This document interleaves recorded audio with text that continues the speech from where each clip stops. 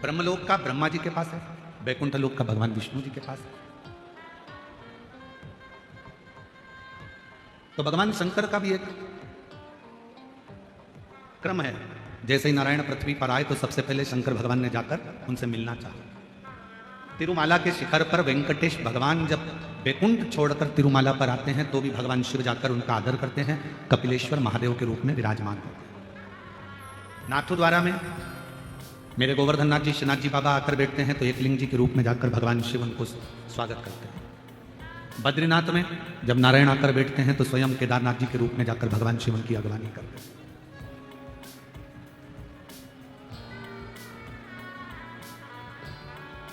एक भक्त के लिए भगवान अपना वैकुंठ छोड़कर आ गए, और वो भक्त भी नारायण का भक्त नहीं, वो भक्त भी किसी देवी देवता का भक्त नहीं है, वो भक्त है अपने माता पिता के चरणों का।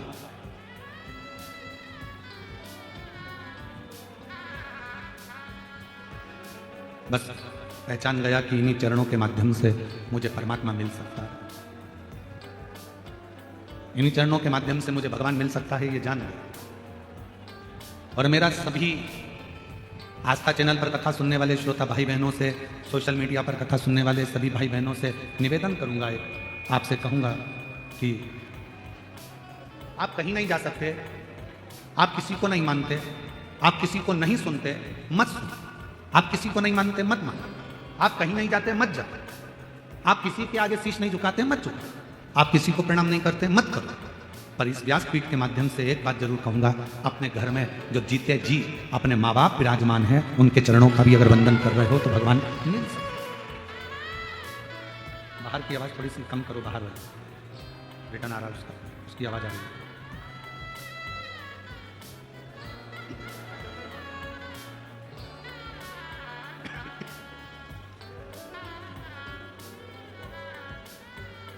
एक माता पिता में भी परमात्मा का दर्शन होता है। प्रथम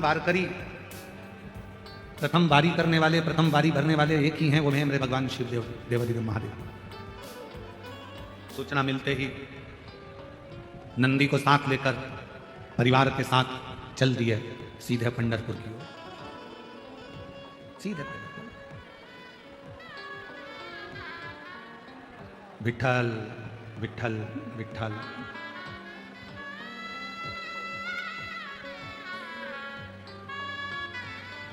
जपते जपते जपते। और जो पंढरपुर की भूमि पर देखा कि भगवान शिव आए हैं, एक माता पिता की सेवा करने वाले के लिए जब नारायण पृथ्वी पर आ जाते हैं, और जब एक वारी करने वाला पैदल चलते चलते चलते चलते विठल विठल विठल विठल विठल विठल करता करता पंढरपुर में पहुंचते हैं, एक वारी करने वाला जब हरि विठल का नाम लेता लेता लेता लेता पंढरपुर की पवित्र भूमि पर पहुंचते हैं, तो जैसे शंकर भगवान वारी करते करते आए तो नारायण दौड़ कर गए, और वारी करने वाले शिव जी को उन्होंने कंधे पर नहीं, अपने हाथ पकड़कर नहीं, वारी करने वाले शंकर भगवान को अपने सिर पर धारण कर लेकर चले।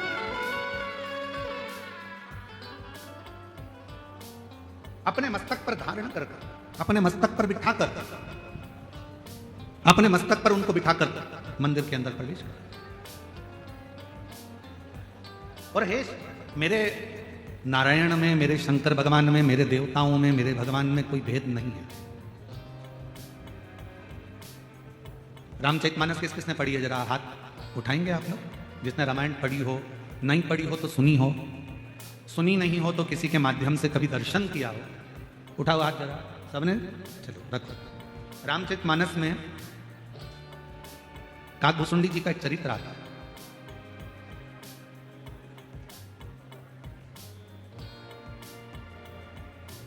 कौए का जन्म क्यों पाया, किस लिए पाया, ऐसा क्या हो गया था जो कौए का जन्म इनको मिला? और यह कथा सियोर वाला महाराज नहीं करा, ये तुलसी बाबा ने अपनी रामचरितमानस में, वाल्मीकि बाबा ने रामचरितमानस में वर्णन करा। कौए का जन्म क्यों मिला, किस लिए, किस कारण? केवल एक कारण था। अयोध्या में रहते थे, काकभूषुंडी पूर्व जन्म में एक सुंदर परिवार में उनका जन्म हुआ था और अयोध्या से वो सीधे वहाँ से अयोध्या छोड़कर उज्जैनी चले गए, अवंतिकापुरी। और अवंतिकापुरी में जाने के बाद एक गुरु मिल गए उनको और उस गुरु की शरणागति उन्होंने ग्रहण करी। ये शंकर जी के सिवाय किसी को नहीं मानते, भेद करा। एक दिन गुरु जी ने समझाया कि नारायण में और शिव में कोई भेद नहीं, शंकर में और भगवान विष्णु में कोई भेद नहीं, राम और शिव में कोई भेद नहीं, कृष्ण और शिव में कोई भेद नहीं।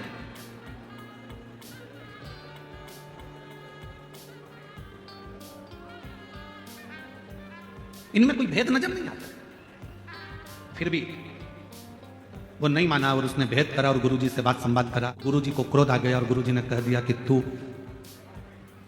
हजारों बार जन्म लेगा और कीड़े की योनि प्राप्त करेगा। उससे छूट गया। 1000 बार जन्म लेने के बाद उससे जब छूटा तो एक ब्राह्मण के घर में जन्म लिया और ब्राह्मण के घर में जन्म लेने के बाद भी उसने मंत्र में भेद करना, भगवान में भेद करना, परमात्मा में भेद करना नहीं छोड़ा। फिर उज्जैनी पहुंच गया ब्राह्मण के और उज्जैनी में जाकर एक गुरु जी के सानिध्य में रहने लगा और गुरु के सानिध्य में रहकर भगवत भजन करता, स्मरण करता। पर गुरु जी ने एक दिन भगवान नारायण की महिमा का गुणगान किया। इसको बड़ा बुरा लगा। इसको बुरा लगा तो इसने तुरंत गुरु जी का विरोध किया। शंकर भगवान का सच्चा भक्त कभी भी किसी दूसरे देवता की बुराई नहीं करेगा।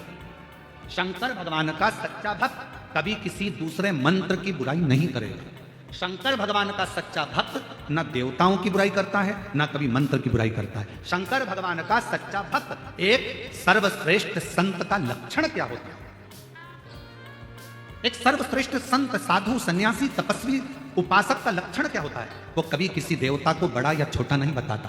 सच्चे संत, साधु, सच्चा ब्राह्मण कभी किसी मंत्र को ऊपर नीचे नहीं बताता कि यह मंत्र श्रेष्ठ है, यह मंत्र कमजोर है, यह मंत्र ऐसा है, इस मंत्र को मत जपो, इस मंत्र को जपो, इस देवता को मत मानो, इस देवता को मानो, इस भगवान की स्तुति करो, इस भगवान की मत करो। सच्चा संत, सच्चा शुभक्त, सच्चा गुरु, सच्चा पूजनीय अगर कोई ब्राह्मण है, कोई संत है, कोई साधु है, कोई तपस्वी है, कोई साधक है, कोई उपासक है, तो वो देवताओं में कभी भेद नहीं करेगा, मंत्र में कभी भेद नहीं करेगा। किसी मंत्र को और किसी देवता को ऊपर और नीचे कभी उसको तराजू में नहीं तोलेगा। वो कभी नहीं कहेगा कि नहीं नारायण बड़े हैं, शंकर छोटे हैं, शंकर बड़े, नारायण छोटे हैं, ब्रह्मा बड़े, भगवान विष्णु छोटे, राम बड़े, कृष्ण छोटे, कृष्ण बड़े, राम छोटे, शिव बड़े। ऐसा कभी वो भेद नहीं करेगा।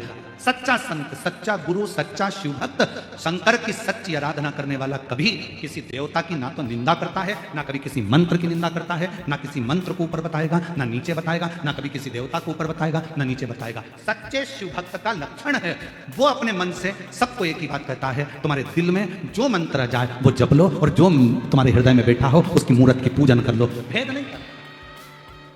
तुम्हें राम अच्छा लगे तुम राम जी को भजो, तुम्हें कृष्ण अच्छा लगे तुम कृष्ण भजो, तुम्हें राम नाम अच्छा लगे राम नाम बोलो, कृष्ण नाम अच्छा लगे कृष्ण नाम बोलो, विठ्ठल नाम अच्छा लगे विठ्ठल नाम बोलो, शिव नाम अच्छा लगे शिव नाम बोलो, ओम नमः शिवाय अच्छा लगे ओम नमः शिवाय बोलो, नमः शिवाय अच्छा लगे नमः शिवाय बोलो, श्री शिवाय नमस्तुभ्यम अच्छा लगे श्री शिवाय नमस्तुभ्यम बोलो, ओम नमो भगवते वासुदेवाय अच्छा लगे वो जप लो, श्री कृष्ण शरणम मम अच्छा लगे वो जप लो। तुम्हारा मन जो करे, तुम्हारा मंत्र जो मूल हो तुम्हारे हृदय के लिए वो जपो, उसमें भेद नहीं।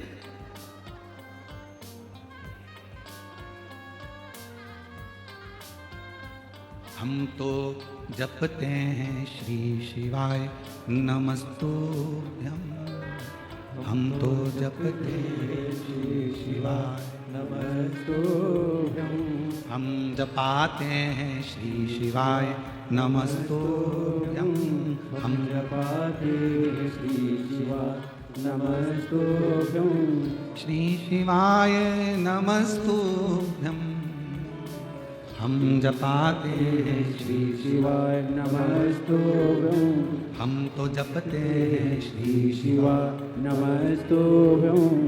हमें अच्छा लगता है हम जपते, आपको अच्छा लगे आप जपो, आपको राम अच्छे लगे आप राम जपो, हमें राम अच्छे लगते हैं हम राम जपेंगे, हम कृष्ण। यहाँ शिव का भक्त, सच्चा संत, सच्चा साधु, सच्चा तपस्वी, सच्चा साधक, सच्चा ब्राह्मण कभी किसी देवता को बड़ा और छोटा नहीं बताता।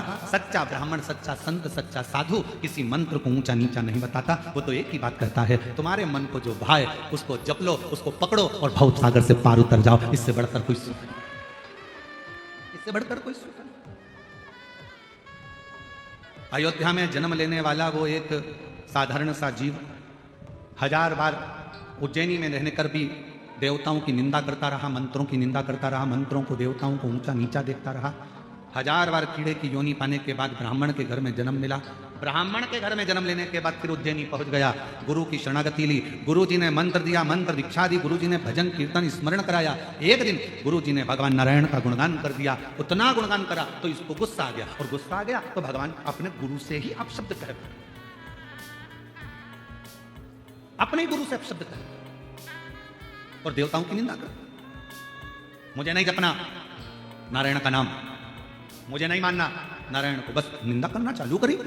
गुरु जी को बड़ा बुरा लगा, बड़ा बुरा।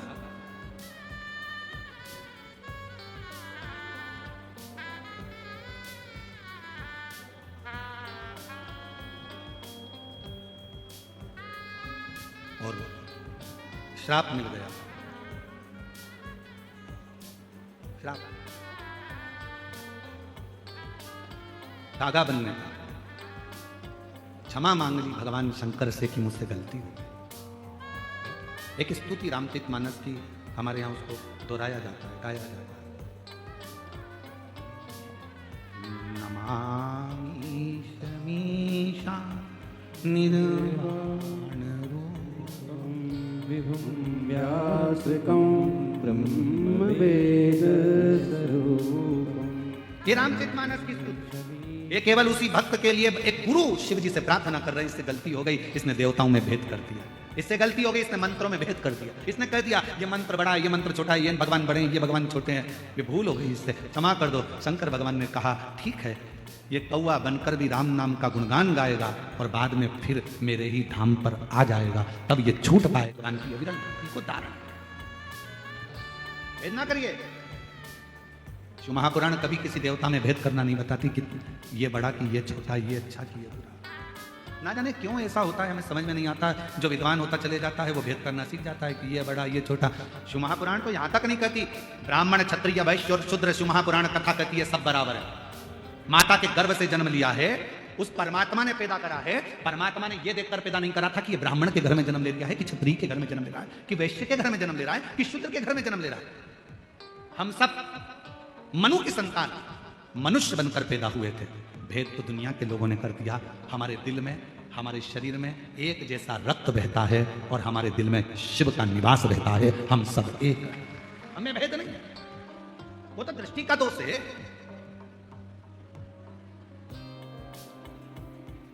बीड़ में, कहां के बीड़ के रहने वाले हो? कितने लोग बैठे हैं बीड़ वाले? जरा हाथ उठाओ जरा। सभी बीड़ के लेके रख लो रख लो रख लो।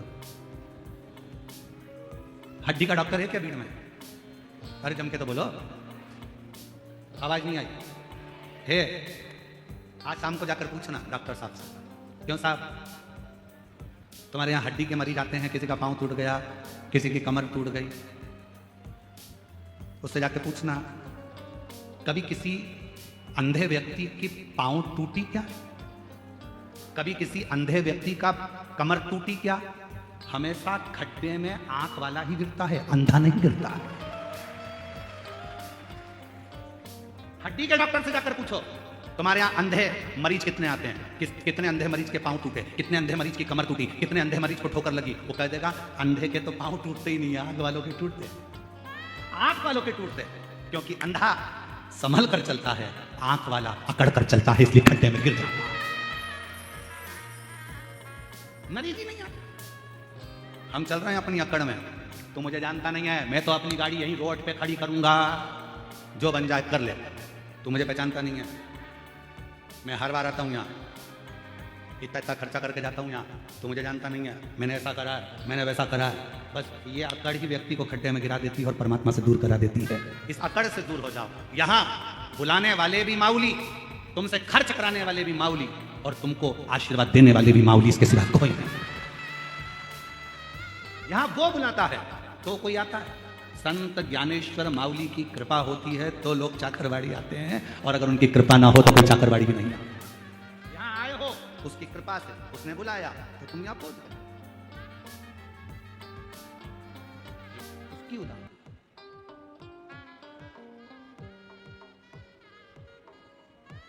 उसकी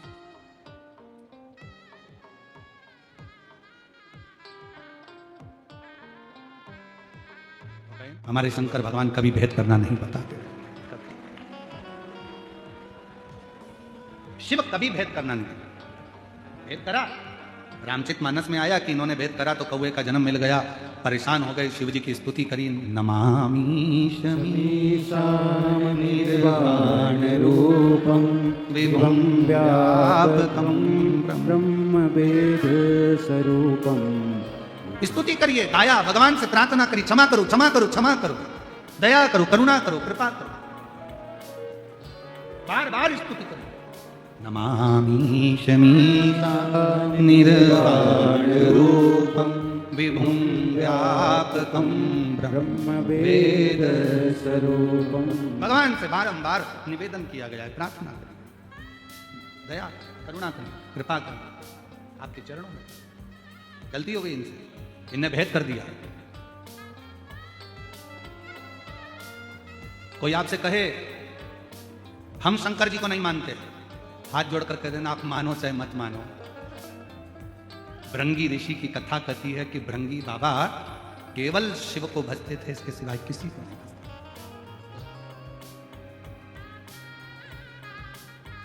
किसी को नहीं।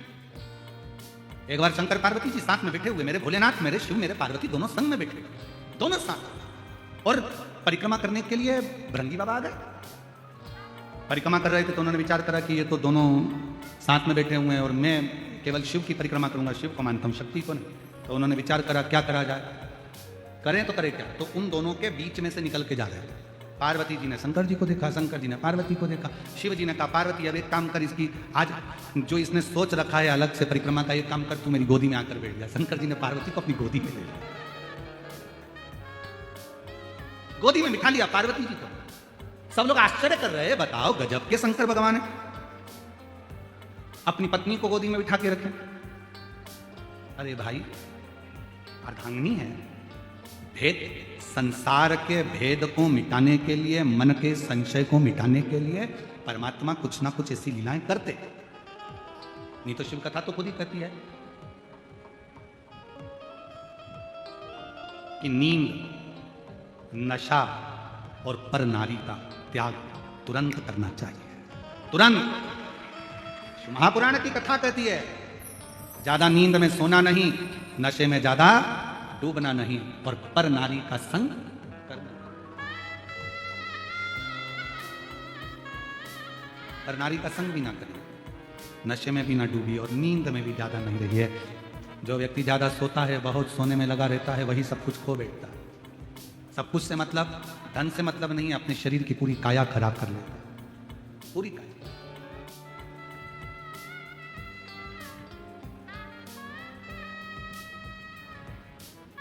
जितना बन सके अपना मंत्र जाप, अपना कर्म, अपनी मेहनत खूब करो। आपकी फैक्ट्री में अगर कोई कह रहा है कि आपकी फैक्ट्री पर किसी ने टोना कर दिया, तुम्हारी दुकान पर किसी ने टोना कर दिया, किसी ने तुम्हारे ऊपर मैजिक कर दिया, किसी ने तुम्हारे ऊपर हाय लगा दी, नजर मार दी, इसलिए तुम्हारी दुकान नहीं चल रही, फैक्ट्री नहीं चल रही, मकान अच्छा नहीं है, सबको कह देना ये व्यर्थ की बात है। बात केवल इतनी सी है, हमने अपनी दुकान पर ध्यान कम देना चालू करा, इसलिए दुकान ने चलना बंद कर दिया। हमने अपनी फैक्ट्री पर कम ध्यान दिया, फैक्ट्री ने चलना कम। हमें फुर्सत कहाँ है, कभी यहाँ कभी वहाँ, कभी वहाँ कभी वहाँ, हम ध्यान नहीं दे पाए तो कम चलो। आप अच्छा मेहनत करो, लगन से काम करो, सफलता मिलेगी।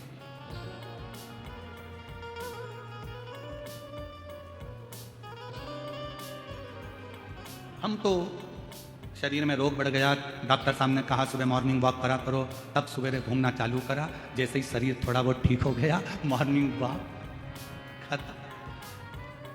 फिर किसी ने पूछा सुबह सुबह जा नहीं रही हो आजकल घूमने के लिए? नहीं, वो उसी में का हाल है। दो सहेली आपस में बैठकर बात कर रही थी और बात करते करते बाजार गई। उन्होंने बाजार में जाकर एक सहेली ने कहा चल यहाँ समोसे अच्छे मिलते हैं, खा लेते हैं। उसने कहा नहीं, दूसरी ने बोला नहीं, फिर एक ने बोला कचौड़ी अच्छी मिलती है, यहाँ खमंड अच्छा मिलता है, अपन ले लेते हैं, खा लेते हैं। नहीं, उसने कहा 10 समोसे पैक करो, 10 खमंड पैक करो, 10 कचौड़ी पैक करो। घर ले गए, अपनी सहेली के साथ बैठ के प्लेट में रखा, खाने लगा। सहेली ने पूछा वहां क्यों नहीं खाया? बस मन नहीं करा। घर में आई, समोसे के ऊपर की खोल निकाल के प्लेट में रख दी, अंदर का आलू आलू खा गए। कचौड़ी के बाहर की खोल निकाल के अलग रख दी, अंदर का दाल का मसाला खा गए।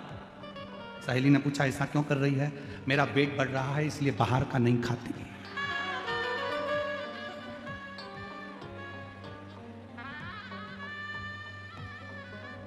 डॉक्टर ने बोला था बाहर का मत खाना। डॉक्टर ने ये थोड़ी ना बोला था कि समोसे के अंदर का खा जाना, बाहर का मत खाना। पेट बढ़ रहा है इसलिए नहीं खा रहे। ये भ्रांति है। निंदा का, निंद्रा का त्याग, नशे का त्याग और पर नारी का त्याग चुटकी भर में हो जाना चाहिए। एकदम छोड़, एकदम सुबह उठना है, मन करेगा बारिश अच्छी हो रही है, ठंडी ठंडी हवा चल रही है, जगाने वाली जगा भी रहे, उठ जाओ उठ जाओ उठ जाओ, उठेंगे तो क्या। फिर बीमार पड़ गए तो डॉक्टर साहब ने कहा देखो थोड़ा चलना जरूरी है, चलो। फिर चली थोड़ा बहुत, जैसे ही पाँव सही हो गया फिर बैठे, फिर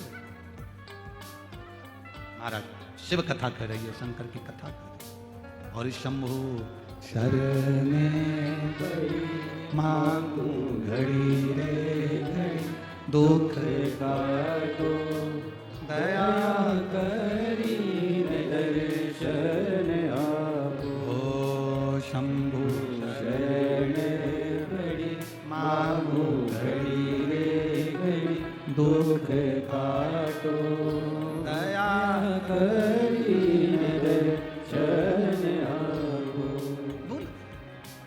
भृंगी ने विचार करा कि मेरे को तो शंकर पार्वती से, शिवजी से मतलब है। शंकर जी की गोद में पार्वती जी बैठ गए। अब जो शिव जी की गोद में पार्वती जी बैठे, अब उन्होंने तो अच्छा सोच के बिठाया ना। वो उसी में कहा लेना, पति पत्नी घूमने के लिए गार्डन में गए, सामने से कुत्ता आ गया। पति को लगा ये कुत्ता मेरी पत्नी को काट खाएगा। अगर पत्नी को काट गया तो सुबह टिफिन कौन बनाएगा बच्चों का? कौन घर में काम करेगा? पत्नी मेरे से पोछा लगवाएगी, झाड़ू भी मुझसे निकलवाएगी। तुरंत कुत्ता आगे बढ़ा पत्नी के पास, पत्नी घबराई और पीछे हटी, कुत्ता और आगे बढ़ा। और जैसे ही कुत्ता एकदम लपक के आगे बढ़ा, इसने अपनी पत्नी को गोदी में उठा लिया। जो गोदी में उठाया, इसने विचार करा कि पत्नी को भले नहीं काटेगा, मैं गोदी में उठा लूंगा, मेरे पांव को काट ले। और जैसे उठाया कुत्ता भाग गया। कुत्ता भागा, पत्नी नीचे उतरी, उतरते सी बोली अपने पति को नाराज होकर, तुम में अक्ल नहीं है बेवकूफ हो, दुनिया के लोग कुत्ते को भगाने के लिए पत्थर उठाते, तुमने मुझे उठा, तुम्हारी अकल मारी गई है, तमीज नहीं है। पति बेचारा क्या बोले कि मैं सोच रहा था कि मुझे काट लेगा, तू बच जाएगा। पर वो कहते हैं ना विपरीत बुद्धि। कभी कभी ऐसा होता है, सास अगर बहू को साड़ी दिलाती है ना, तो बहू को मन में आता है जरूर जेठानी को कोई दूसरा माल देगी बुढ़िया, इसलिए मुझे एक साड़ी में टरका रही। विपरीत बुद्धि, चित्त गलत जा रहा, मन गलत जा रहा, विचार गलत जा रहा। इसलिए बाबा से विनती, सुमति तो दीजो बाबा कुमति हटा दो जी, सुमति तो दीजो बाबा कुमति हटा दो। इतनी कृपा करना, हमारे भीतर सुमति देना, कुमति को हटा देना।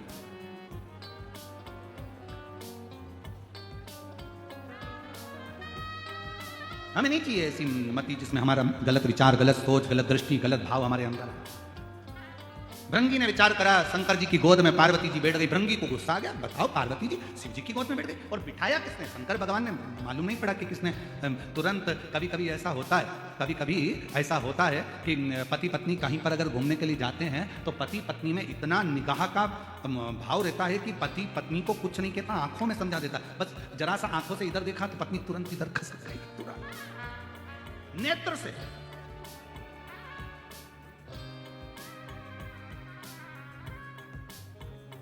वो निगाहों का बस खेल है, बहुत जरूरी है, वो भी बहुत जरूरी है, और होना भी यही चाहिए।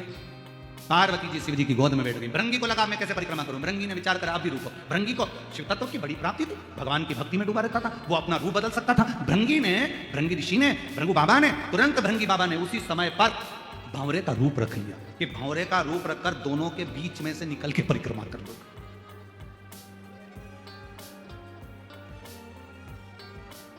जो भेद रामचरितमानस में वर्णन आया है, काकभूषुंडी जी ने कहा कि मैंने भेद करा था इसलिए मुझे यह शरीर मिला। इसलिए हमारे यहाँ तो कहते राम कृष्ण हरि जय, राम कृष्ण हरि राम कृष्ण हरि जय राम कृष्ण हरि। तुकाराम जी ने गाया राम कृष्ण हरि तुकाराम जी ने गाया राम कृष्ण हरि। नामदेव जी ने गाया राम कृष्ण हरि नामदेव जी ने गाया राम कृष्ण हरि राम कृष्ण हरि जय राम कृष्ण हरि राम कृष्ण हरि जय राम कृष्ण हरि। हमारे यहाँ भेद नहीं, शिव महापुराण भेद करना नहीं बताती। शिव पुराण तो ये कहती है कि तुझ में रब दिखता है, यारा मैं क्या करूं, सब में एक दिखता है, मैं करूं तो करूं क्या। राम में भी शिव है, शिव में राम है, राम में कृष्ण है, कृष्ण में राम है, सब में शंकर है, नारायण में शिव है, शिव में नारायण है। कितना सुंदर बात है। जितने शिव भक्त यहां बैठे हुए हैं और जितने आस्था चैनल पर सुन रहे हैं, आज अपने अंदर उतार कर रखना। पति से निवेदन है, अपने बच्चों के सामने अपनी पत्नी की कभी बुराई मत करना। तेरी मम्मी में अक्ल नहीं, तेरी मम्मी में अक्ल नहीं, डोर है, पड़ी नहीं है। पत्नी से निवेदन है, अपने पति के लिए कभी मत कहना तुम्हारे पिताजी में तो अक्ल ही नहीं है, पूरी प्रॉपर्टी इसलिए तो चली गई, इनने जिंदगी में करा ही क्या, सब तो बांट दिया, रखे ही क्या अपने पास। ना ना ना ना, ये निंदा आगे चलकर तुम दोनों की जिंदगी बर्बाद कर देगी। इसलिए तुम्हारी पत्नी भले पढ़े लिखी नहीं हो, पति से निवेदन है अपने बच्चों के सामने हमेशा तारीफ करना। उसके जैसी चतुर दुनिया में नहीं हो सकती, मेरे जैसे को लेके चल रही, और क्या चाहिए। और पत्नियों से निवेदन है, पति तुम्हारा भले खेत में काम करे, कुछ भी करे, भले पढ़ा लिखा नहीं है, बच्चों को भी उसने नहीं संभाला, तुमने संभाला, बच्चों को बड़ा तुमने करा, पढ़ाया तुमने। तुम्हारे पति बेचारा दुकान करता रहा, काम करता रहा, नहीं ध्यान दिया, फिर भी अपने बच्चों से मत कहना कि तुम्हारा पिता ऐसा। उससे कहना ये सब कुछ आज तुम अगर अच्छी एजुकेशन कर रहे हो, पढ़ाई कर रहे हो, आगे बढ़ रहे हो, ये तुम्हारे बाप की देन है, तुम्हारे पिता की देन। हम गलती क्या करते हैं, हम धीरे धीरे स्लो पाइजन देते हैं। अपन सोचते हैं अपने बच्चों को थोड़ा पिताजी के बारे में बोलेंगे, बेटा बहू हमारी साइड हो लेंगे, फिर ये सोचेगी मेरी साइड हो लेंगे। उनको क्या मालूम साइड कभी भी चेंज हो जाती है। लोग राजनीति में साइड चेंज कर लेते हैं, तो तुम तो घर की बात कर रहे हो। एक पार्टी छोड़कर दूसरी पार्टी में घुस जाते हैं, दूसरी पार्टी छोड़े दूसरी में पहुंच जाते हैं, और तुम तो यहां की बात कर रहे हो। कभी नहीं।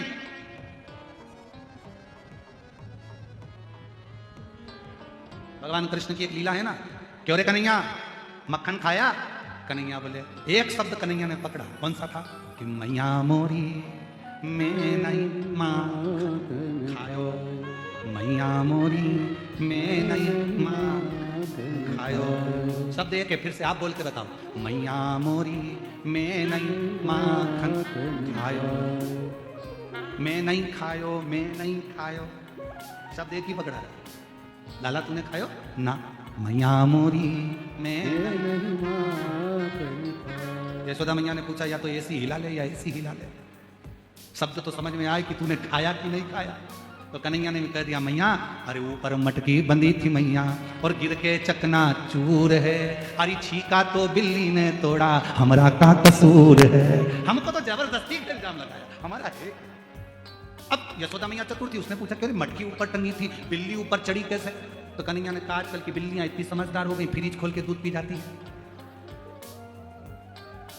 आजकल की बिल्लियों का कोई ठिकाना है। मैया निसेनी लाई थी, यशोदा मैया बोली बिल्ली और निसेनी, बिल्ली निसेनी पे चढ़ गई, इतनी सी बिल्ली इतनी बड़ी निसेनी।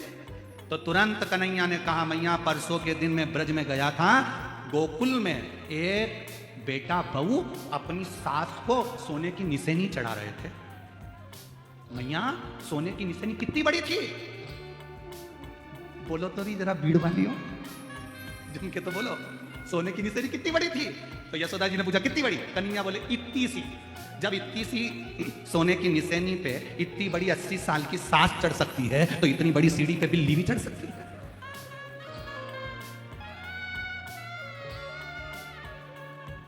तो बड़ा फंक्शन करते हैं लोग, बात सोने की निशानी का सास के पाँव में ऐसा रख देते हैं, पर पोते से उस पर सोने की निशानी चढ़वा देते हैं।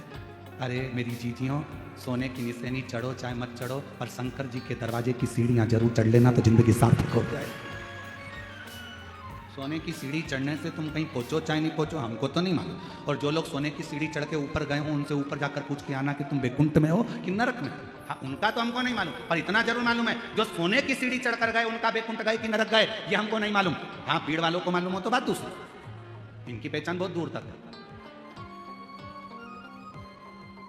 इनकी पहचान बहुत दूर तक। तो ये भले बोल सकते हैं क्या, हमने ऊपर फोन लगा के पूछा था, हमारी जो परदादी जी हैं सोने की सीढ़ी चढ़ी थी, वो बैकुंठ में चौथे स्थान की कुर्सी पे बैठी है, एसी का रूम है, डनलप का गद्दा है, वो बात दूसरी। ये नहीं मालूम शिव महापुराण की कथा कहती है सोने की सीढ़ी पर चढ़े बैकुंठ गए कि नरक गए, हमको नहीं मालूम, पर इतना जरूर है जो शंकर जी की सीढ़ी पर चढ़ा है, शिव के दरवाजे पर पहुंचा है, वो एक ना एक दिन परमात्मा के द्वार जरूर पहुंचा। शिव की सीढ़ी, शंकर के द्वार, और ऊपर मटकी बंधी थी मैया, गिर के चकना चूर है, छीका तो बिल्ली ने तोड़ा, हमारा का कसूर है। ये तो उसने तोड़ा, हमारा क्या था। तो यहाँ शास्त्र कह रहा है, शिव पुराण कह रही है, भगवान शंकर का संवाद कर रहा है, शिव तत्व कह रहा है, अपनी चित्त वृत्ति में उतार कर रखिए, अपने भीतर उतार कर रखिएगा कि जरा सा परमात्मा के दरवाजे की सीढ़ी, परमात्मा के दरवाजे का चरण हमारा सुख प्रदान कर देता है। कितनी बड़ी बात है, शंकर भगवान के दरवाजे के सामने से भी निकल कर चले गए, वहां की धूल उड़ रही थी, वो तुम्हारे शरीर पर पड़ गई तो तुम्हें नरक नहीं भोगना पड़ता, बैकुंठ का रास्ता खुला है।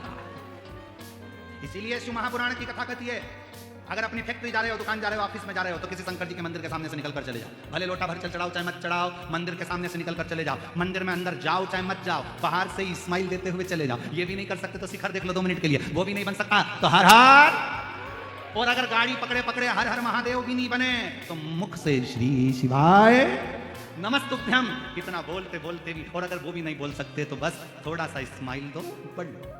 अब तुम लोग कहोगे स्माइल भगवान के मंदिर के सामने दो और चल दो, स्माइल से ऐसा हो सकता है? हमने कहा क्यों नहीं हो सकता। कोई व्यक्ति दुकान पर बैठा हो और तुम उसकी दुकान के सामने से 2-3 बार हंसकर निकल जाओ, वो बेचारा डिप्रेशन में आ जाएगा, चिंता में पड़ जाएगा। इसको तो मैं पहचानता नहीं हूँ, ये जब भी मेरी दुकान के सामने से निकलता है हंसता हुआ जाता है, ये मेरी दुकान के सामने से निकलती हंसती हुई जाती है, बेचारा चिंता में पड़ जाएगा, 25 बार सोचेगा इसको तो कहीं देखा है, कहीं देखा है। तुम शंकर जी के मंदिर के सामने से जब मुस्कुरा कर निकलोगे, पार्वती जी शंकर जी से कहेंगे, रोज हंस के जाती है, कौन है, कौन है, स्माइल देकर जाती है। शिव जी कहेंगे भक्त है। शिव पुराण की कथा सुन ली बावरी ने भी, और इतनी इससे कुछ नहीं बनता तो शंकर के मंदिर के सामने से मुस्कुरा कर निकलती है। क्या इसकी जिंदगी में दुख नहीं है? पार्वती बहुत दुखी है, पर इसने कथा में सुना है कि अपने बाप के पास जाना तो चेहरे पर स्माइल रख कर जाना, बाप को नहीं मालूम पड़ना चाहिए कि दुख क्या। पिता फिर भी दुख हरता है, पिता फिर भी दुख हरेगा, जान दो तो जान। और जब उससे कहे, विनय करे तो आनंद। कितना सुंदर कहा है, भगवान शंकर प्रथम वारकरी हैं, भगवान शंकर प्रथम वैष्णव हैं। भगवान शंकर अगर कोई मुख से राम राम कहता है, 2 बार मुख से राम राम निकलता है, तो मेरा शंकर भगवान उसको 21 बार झुककर प्रणाम कर लेता है। किसने राम राम कहा है वो प्रथम वैष्णव की गिनती में शिव हैं, प्रथम वारकरी की गिनती में शिव हैं। भगवान शंकर तो अपने भक्त के लिए आनंद पाते, शायद इसीलिए तो करुणा करते, इसीलिए तो दया करते। और जब वो करुणा करे, जब वो कृपा करे, शिव कथा करे, ये भगवान शंकर का संवाद करा, भंवरे का रूप रख लिया, भंवरे का, और उसके चरण की रज मिल जाए, इससे बढ़कर सुख क्या हो सकता। भागवत किस किसने सुनी है? हाथ उठाओ जरा, जिन्होंने श्रीमद् भागवत सुनी है सबने? रख। वामन भगवान का चरित्र सुना है? जम के तो बोलो। हाँ, क्या मांगने गए थे राजा बलि के दरवाजे पर?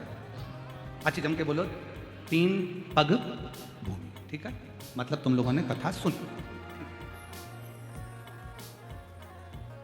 राजन भिक्षाम देही, राजन भिक्षाम देही। राजा बलि आया, क्या चाहिए? 3 पग भूमि। राजा बलि को हंसी आ गई, 3 पग भूमि का तुम करोगे क्या? क्या करोगे 3 पग भूमि का?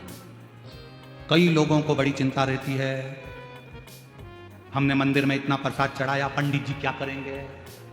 तुम्हें क्या करना, चढ़ाना तुम्हारा काम है, लेकर जाना पंडित जी का काम। बड़ी चिंता।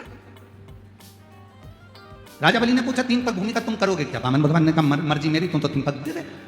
3 पग भूमि में ना गाय बांध सकते हो, 3 पग भूमि में ना सही से बैठ सकते हो, 3 पग भूमि में ना सही से सो सकते हो, ना रह सकते हो, तो 3 पग भूमि का तुम करोगे क्या?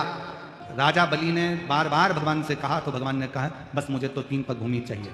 राजा बलि ने शुक्राचार्य जी महाराज आए और वामन भगवान को देखा तो कह दिया कि 3 पग भूमि मत दो। पर राजा बलि ने उसी समय अपने बेटे को आवाज लगाकर बुलाया कि जा अंदर जाकर जल लेकर आ, मुझे संकल्प छोड़ना है 3 पग भूमि का। जा जल लेकर आ, मुझे संकल्प छोड़ना है 3 पग भूमि का। बेटा जाने लगा तो शुक्राचार्य जी ने कहा 1 पग भूमि भी मत दो। बेटा नहीं, वापिस आ गया, नहीं जाता। पिताजी ने कहा तू मेरी औलाद है, तू मेरा बेटा है, जा मुझे संकल्प छोड़ना है 3 पग भूमि का, लेकर आ। बेटा नहीं गया, पानी नहीं लाया, गया ही। एक चरित्र हमको याद आ रहा है, एक हैदराबाद का एक चरित्र है, बड़ा पुराना समय का है, जब हम लोग शमशेरगंज गौशाला में कथा करने के लिए बहुत पहले गए थे। उस समय की बात, एक परिवार के यहाँ मिलना हुआ और माता पिता को मालूम पड़ा, पिताजी को, कि हम बेटा अच्छे सा है, सब काम अच्छे से है। पर एक समय ऐसा आया कि बेटे की शादी हो गई। शादी होने के बाद बेटे ने विचार कर लिया कि अपने पिता को अपने घर में नहीं रखना है, इनको वृद्धाश्रम में छोड़ दो। जैसे ही सुना कि वृद्धाश्रम में मेरा बेटा छोड़ने जाएगा, कल मुझको बताया नहीं किसी ने। इतने में तो रात को बेटे का हाथ पकड़ा बाप ने और अनाथालय ले गए और बेटे को अनाथालय में ले जाकर कहा साहब इसको जमा कर लीजिए, ये मेरा बेटा नहीं है, रोड पे से मिल गया था, मैंने इसको पाल पोस के बड़ा कर लिया था। बेटा कहता पापा मैं तुम्हारी औलाद और तुम मुझे अनाथालय में छोड़ रहे हो। बाप कहता है मेरी औलाद ऐसी नहीं हो सकती जो अपने बाप को जमीन जायदाद प्रॉपर्टी लिखाने के बाद वृद्धाश्रम में छोड़ दे। मेरी ऐसी औलाद नहीं हो सकती, इसलिए आज से तू अनाथालय में रहे, मैं मेरे मकान में रहूंगा, मेरे घर में रहूंगा। मेरी औलाद ऐसी नहीं हो सकती, मेरी औलाद नहीं। आज राजा बलि ने कहा जाओ बेटा जल्दी जाओ, मेरे को जल ला कर दो, मुझे जल दो, मेरे को संकल्प छोड़ना है। बेटा नहीं गया जल लेने के लिए, बेटा नहीं गया जल लेने के लिए। और जैसे ही नहीं गया राजा बलि को क्रोध आ गया, बेटा तू मेरा पुत्र होकर और तू जल लेने के लिए नहीं गया, आज मैं तुझे श्राप देता हूं। दान करने में तू मेरा रोड़ा बना है, दान करने में तू पत्थर जैसा अड़िग रहा है, इसलिए मैं तुझे श्राप देता हूं कि तू पत्थर हो जा। सुना है भागवत जी में आप लोगों ने ये चरित्र? एक बाप ने अपने बेटे को श्राप दे दिया कि तू पत्थर हो जा। बेटा रोने लगा, क्षमा करो क्षमा करो। बाप कुछ नहीं बोला, क्षमा मांगना है तो ये दरवाजे पर जो छोटा सा ब्राह्मण का बच्चा खड़ा है जो 3 पग भूमि मांगने के लिए खड़ा है, इससे क्षमा मांग। राजा बलि का लड़का क्षमा मांगने के लिए वामन भगवान के पास पहुंचा, प्रभु क्षमा कर दो, मेरे पिताजी ने मुझे श्राप दे दिया, आपको 3 पग भूमि देना था, मेरे पिताजी संकल्प छोड़ने के लिए जल मंगवा रहे थे, मैं लाकर नहीं दे पाया, पत्थर बनने का, रोड़ा बनने का श्राप दे दिया, क्षमा करो। वामन भगवान ने कहा तुम चिंता मत करो, जब मेरे शंकर भगवान का एक अंश अवतार पृथ्वी पर त्रेता में होगा, मां अंजना के गर्भ से शंकर भगवान का एक पुंज प्रकट होगा जिसका नाम हनुमान होगा। जब हनुमान जी महाराज लंका पर जा रहे होंगे तब तेरे ऊपर लात रखकर फिर उड़ेंगे और तू पाताल में जाकर पुनः मोक्ष को पा जाएगा, क्योंकि तुझे शंकर भगवान के चरण की रज प्राप्त होगी। अगर आपने रामचरितमानस को पढ़ा हो, कथा देखी हो, सुंदरकांड का स्मरण करा हो, तो हनुमान जी एक शिला पर चढ़े, लात रखी और उड़ गए। जिस शिला पर लात रखी वो पाताल में चले गया। वो कौन शिला थी? आप कह सकते हो कि हमने उस शिला का वर्णन सुना है। वामन अवतार में राजा बलि ने अपने बेटे से कहा था कि संकल्प के लिए जल लेकर आ, और बेटे ने बाप का कहना नहीं माना तो उसको श्राप लग गया। श्राप लगा तो वो पत्थर का बन गया। उसकी मुक्ति शंकर के चरणारविंद की रज से होना थी। तो भगवान शंकर का अंश स्वरूप श्री हनुमान जी महाराज प्रकट हुए, जिन्होंने उस पर लात रखकर लंका पर उड़े। तो जैसे ही लात रखकर उड़े, समुद्र पार करने के लिए वो पाताल में चले गया, वो रज से मुक्त हो गया। शिव के कोई सोने की सीढ़ी दे ना दे, कोई तुम्हें धन देना दे, कोई तुम्हें दौलत देना दे, कोई तुम्हें वैभव देना दे, कोई तुम्हें सत्ता देना दे, पर शंकर भगवान के चरणारविंद की रज, शिव के चरणों की पूंजी तुम्हारे जीवन में सुखता प्रदान कर, सुखता।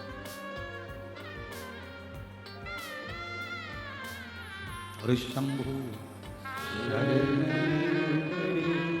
मांगू घड़ी रे घड़ी दुख काटो, दया करीने दर्शन आपो। शंभु शरण पड़ी मांगो घड़ी रे घड़ी दुख काटो, दया करीने दर्शन आपो। आप जो शिव चरणारविंद की रज का एक पत्र है, शिव चरणारविंद की रज का एक तत्व हमारे जीवन को सुख देता है।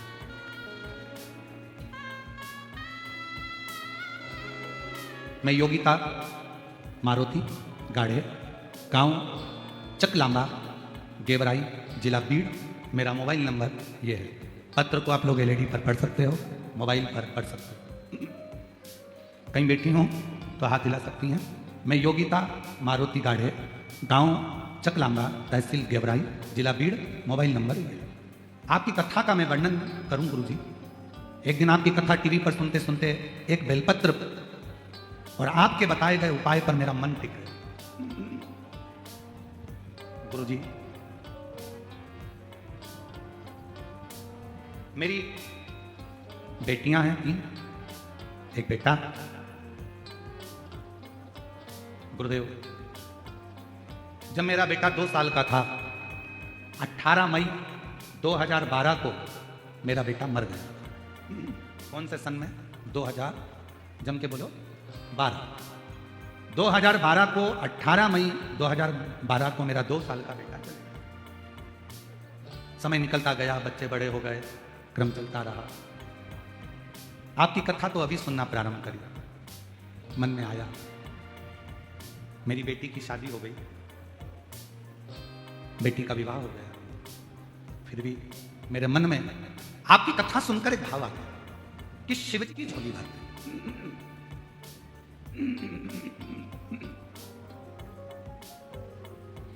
और मेरा बेटा भी चले गया। क्यों ना मेरे भोले बाबा से मैं विनय करूं और मेरा भोले बाबा मुझे एक बेटा दे दे। अब जरा विचार करिए, बेटी की शादी हो गई और घर में ये मन में भाव आ गया कथा सुनते सुनते कि एक बेटा दे दे। बाबा से विनय करती। पहली बार आपकी कथा सुनकर पशुपतिनाथ का व्रत किया और पशुपतिनाथ का व्रत करा और बाबा से बस विनय करी कि मुझे एक लड़का, बाबा मेरा बेटा 2012 में चले गया, बेटी की शादी हो गई, बेटियां चली जाएंगी और मेरे घर में औलाद नहीं, लड़का नहीं, कृपा करो।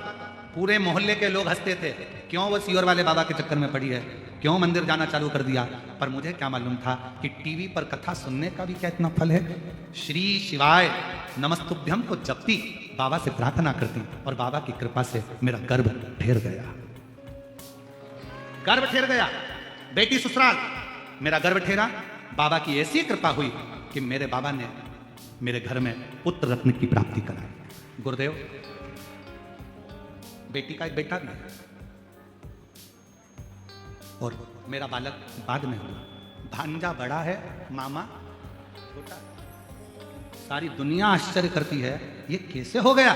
मैंने भांजे का भी फोटो लगाया और मामा का भी लगाया, आप दोनों का फोटो जरूर देखना। चलो, अब उन्होंने एरो बनाया है, ठीक है, एरो को देखो, ये मामा जो छोटा है, ठीक है, ये भांजा जो बड़ा है, ठीक है, ये भांजा, दोनों के फोटो लगाया। दोनों के फोटो देख लो, मामा भांजा। एक लाइन उन्होंने नीचे लिखी, गुरुदेव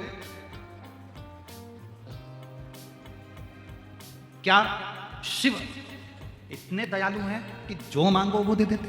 मेरी बहन, आपसे निवेदन करूंगा, दिल से अगर आपने उसको पुकारा है तो फिर निवेदन करूंगा कि झोली तो खाली कभी रख नहीं सकता।